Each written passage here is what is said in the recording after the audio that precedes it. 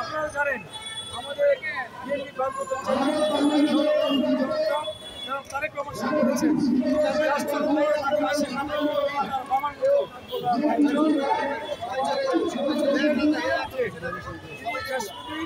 এবং সাহসী দেশ পরিচালনা করবে এবং এই রাষ্ট্রকে যারা করেছে তাদেরকে উন্নয়ন করবে, তাদেরকে নির্বাচন করবে, এটা আমাদের কথা দিয়েছে।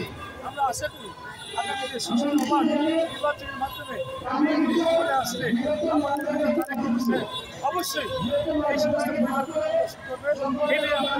আপনি জানেন যে গতকালকের জুলাই ঘোষণাপত্র মাননীয় প্রধান উপদেষ্টা এবং পাশে কিন্তু মির্জা ফখরুল ইসলাম আলমগীর ছিলেন এবং বিএনপি পোষণ করছে।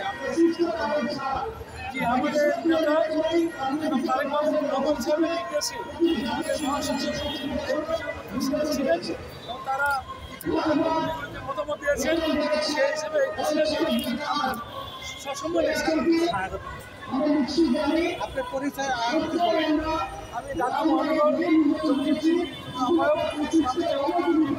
সাবেক সভাপতি এবং কামরাঙ্গীরচর থানার নির্বাচিত। আপনাকে অসংখ্য ধন্যবাদ। আপনাদেরকে সবাইকে ধন্যবাদ।